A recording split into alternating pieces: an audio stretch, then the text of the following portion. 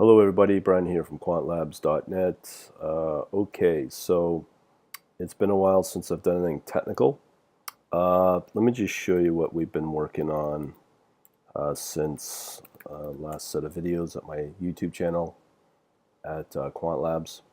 So if you go under the video tab here, you'll notice here that I've been testing about a week ago, testing various technical indicators. ADX, Hilbert transform, Williams R, Stochastics, and those are the ones that I've been testing within the J4X visually to see which ones produce reliable, well I shouldn't say, reliable, but how I define reliable is where the indicator of movements in a different direction are not lagging. So the ones that came out, and this is for tick and 1 minute data. So the ones that did well were Williams R, the Stochastics. Hilbert transform was okay, but these two here were really good. So I'm going to test that in another library. So knowing that the ones that I was using, like linear regression, were just too choppy, and in my mind, looking at the charts as an indicator for entry and exit positions, it just was not really reliable. So all these other ones that I've been working on since, let's say, December, just was not as effective as if I'd used maybe these other ones. But again, the way markets work, they may not work as well, but they just seem to be more reliable, meaning that they are not lagging. Okay, so what I've done also is I've taken out all the processing out of the J4X, meaning all the trading logic has been moved out of the J4X. So it's now been put into Python scripts. How do I do that? I've talked about this before where I use Redis. So if you go under the playlist, there's a ton of videos on Redis, the NoSQL database. This is what I've been using for many years. It's been very, very reliable. So you can go through all these videos and see how I'm using that. And where's my videos here? Hang on here. Where are you? There we go. Okay, so that's where I've been using the Redis now for years as my central data hub for everything data-wise. So if you go back into my lists, all of these indicators that I've used here. Now, if you are listening on my podcast with the audio only, you want to look for my videos under the QuantLabs YouTube channel, testing ADX and Hilbert transform for reliable Forex trading indicator. The other video I'm mentioning here is Williams R and Stochastics best indicator for low time frame Forex trading. Okay, so those out of the way. So going back is using Redis as a data hub. So what I've done now within my J4X is I've pushed the raw data into either my database using Redis or CSV. Now you can also do the same thing using socket programming. So if you go under my playlists again, if you look up under Dugas copy now, we've got quite a lot of videos there. You'll find Brian here from quantlabs.net. a lot of videos and example code on how to do all the different things I'm going to mention here. So what I'm referring to is basically... Hey there, how's your trading going? Okay, so that's basically what I'm doing is I'm pushing all the market data out of J4X, and that's potentially live, even though I'm using a demo account, pushing that data into Redis. So using Redis, you can use any programming language that binds with Redis. So I've shown demos in Java, C++, Python, and even .NET languages. So that's what I'm doing there. So I'm pushing all the raw data that I need, which is open, high, low, close for the minute data. I don't really care about Forex data, tick data. So I'm just pushing minute data into this database. And the most reliable way is to actually use scripts that you could use. So if you go into Google and do a search for J4X API examples, actually, let me rephrase that, probably Dukas copy J4X API examples. And in there, you will find these examples here for that. So what you're looking for under this section here, under strategy examples, is things like historical data, right here. So how to work with historical data, because even though let's say you have a tick or a minute bar or even any kind of bar, and anything prior to that's considered history. So do remember that. That's how the language is when it comes to Dukas copy. So the best thing to do is, what do you want to do with that data? So in my case, I think it's under practices here. So if you go under practices, under strategy API, practices, you're going to be looking for different ways to look for the data that you want. Data from CSV, to save the data to a CSV. You can also use these socket connectors as well. Write bars in CSV or a file, or to a DB or database, which is MySQL, CSV, or Excel if you want it as well. There's many different options. So I choose to write bars to a CSV and then have a Python script that will keep an eye out for changes in a folder under CSV. So what I've done here is, I know this is very generic, what I'm showing you. If you think, to be honest, I can't even remember the, oh, here we go. So I have here on my Mac here, I have a folder called CSVs, and the comma separate value files, the various different currency pairs that I want. So in this case, for this currency pair, let me just load up a proper, let's do LibreOffice. So it's loaded up as a comma separated, as a spreadsheet. So here we have the pair name, date, time, open, high, low, plus the volume. So that's the standard format. So I have a script, a Python script, that will look for these changes and then push every line that comes in at the end of each file, and then push that data into a Redis table. We can easily check that out. Just pull up another terminal here. Now again, remember, I'm working on Mac OS on a Mac. So in my case, I'm pulling up Redis server. So here's the Redis server. Now, hopefully you know about this program that I am using called RDM, or Redis Desktop Manager. And what this does, it will enable you to see the data. So here is the raw data I speak of. Okay, so the key is the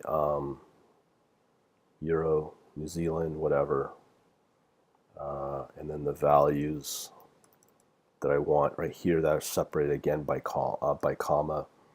Okay, so do remember that. And I also, actually, no, I've got a database here called Forex Data. This is the more up-to-date one that I've just made changes to. So essentially what we have here is, there's different ways to go around doing this, but in my case, I'm keeping it simple for now. We have the currency pair plus the time and date right here. I'll separate by comma, and then again we have the open, high, low, close, and the volume. Okay, so that's how we are able to keep track of the data. Now I could break out and architect the database in a smarter way, but that's how I'm doing it right now. This is with the new strategy, as I said. Okay, so that's basically how I'm doing that. Now that we have the ability to work with the Redis database and the Redis server, yeah. All right, so that brings me to the next big question of the TA Lib. The TA Lib is my new way of calculating technical analysis. So I just want to show you how this works. The TA Lib is a C++ library that is for technical analysis and includes a ton of indicators that you would get in a typical trading platform. All these, the EME, WMA, blah, blah, blah, blah, blah, blah, all, I don't know how many there are, but there's enough in there to keep you busy. Now, in my case, as I said earlier in my previous video, we are only interested in two, Williams %R and stochastics. My case, I'm looking more for the fast stochastics. I'll let you look those up. Those are two that I'm looking at as indicators. And it's kind of this strategy that I'm working on is more of a scalping strategy, but I can easily slow down and control the frequency. So I could go from a minute to 15 minute, 5 minute, an hour, whatever. So it's just a matter of changing the data that I push into Redis and the data and then those CSV files that I mentioned earlier. So that's essentially the TA Lib.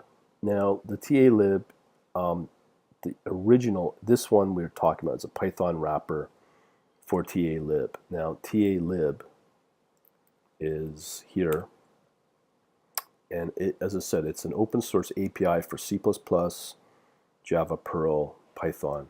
Okay, so it's a pretty sophisticated technical analysis library. All right, so knowing that we have the TA Lib, here's all our indicators and decent explanation of how these work. So to implement these, or to get your library or your installation working, there's a variety of things that you need to understand. So you can use pip install TA-lib as I show here. But there is a dependency you have to put in, which is a TA lib itself, the TA library. Okay, so for Mac, you have to do this. Just brew install TA-lib and install it, and then you can see the steps involved with Windows and Linux. Okay, and then from there, once you have that dependency in, you can do the pip install TA-lib. That's all explained here in the TA-lib GitHub repository. All right, so knowing that, let's go into Python now. So this will work with both work with Python 2 and 3. I'm right now just playing around in Python 2, 2.7. So there is some example code here once you get the TA lib installed. Right here, there's various ways of going about this. So you can use NumPy, and let's get the interpreter running. So you can see it's 2.713. So we can do an import NumPy, import TA-lib. Okay, and then let's create some random values. Oops. And then just do a standard SMA on those values. And then just print out output. There you go. Okay. So you can do the same thing with Bollinger bands and so on and so forth. But let's get a little more sophisticated. Let's do this guy. Oops. Oh, we didn't want to call the NSA there via Skype. Those fat fingers in action again. Okay, so now what we're going to do is we're going to create this array of inputs. As you can see here, we're creating random 100 each for open, high, low, close volume. Okay. And then from there, once we got everything working, so we're going to skip down to this function and do an abstract import.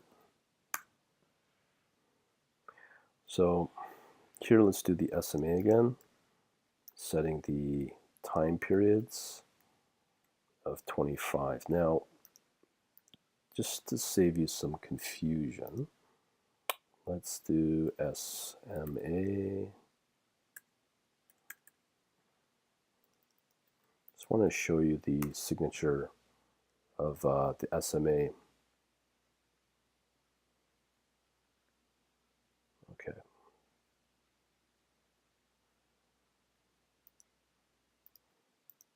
We could do one of these things. TA Lib SMA. This one right here. I know if I go into here,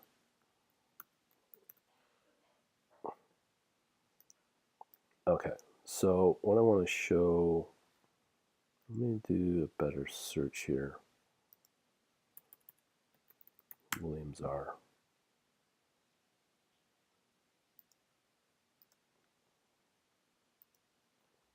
Okay, yeah, so I'll show you. So we'll go back to where we were, and let's print out output.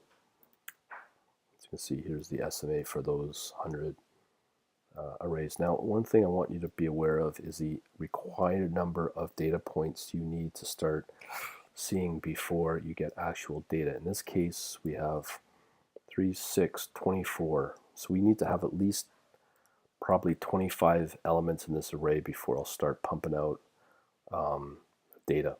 And from my earlier tests, you need more than probably at least 25. Okay, so let me show you another example here. All right, so if you follow through the GitHub repo here for TA Lib, you will notice, so we've done these inputs, and then we come to our stochastics. Now, here is where it gets interesting, is the inputs.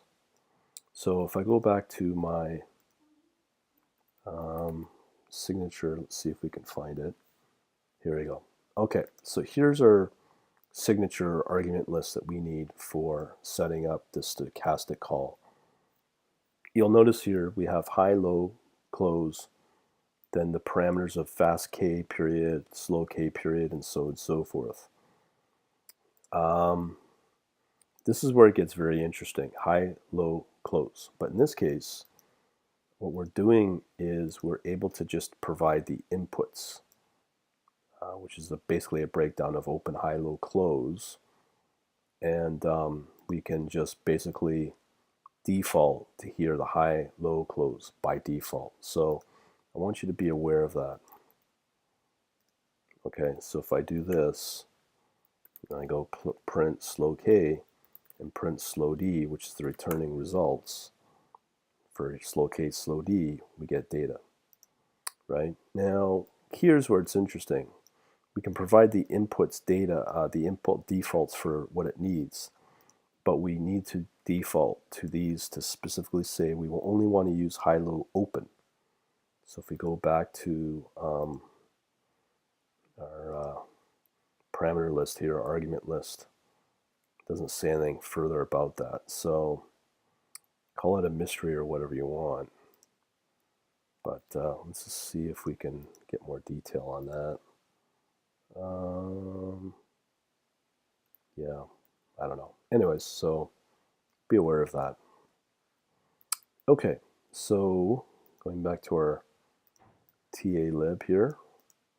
So we have stochastic inputs, but we're setting the prices of high, low, and open out of this batch. So we're using high, low, and then open.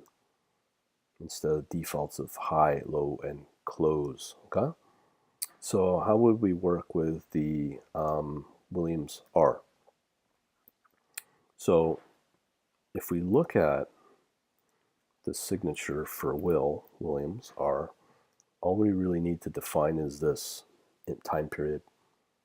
Okay, now remember, these are just random numbers, so they're going to be kind of screwed up. So if I just do this, will R, oh, and we got to put in the capitals, will R inputs, and then time period.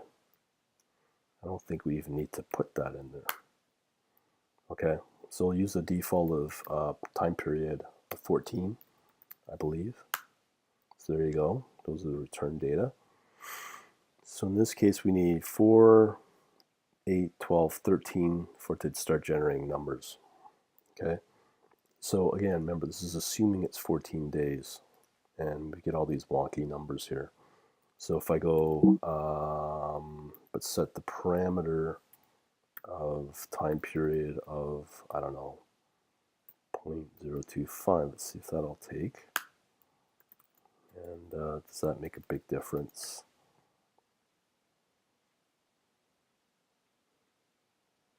Not really. See here, 511, 271, 271, last 900. So it didn't really change anything there. So but that's a lot of experimentation. But I just wanted to show you the usage of this Python interpretation or implementation of TA Lib.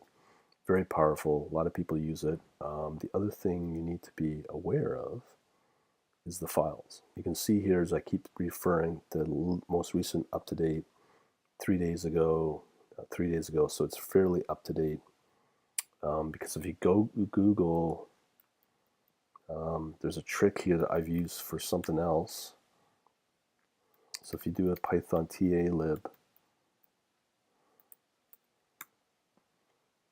there is another project in there. Has not been updated in 2 or 3 years. So just make sure you want to use something that's fairly up to date.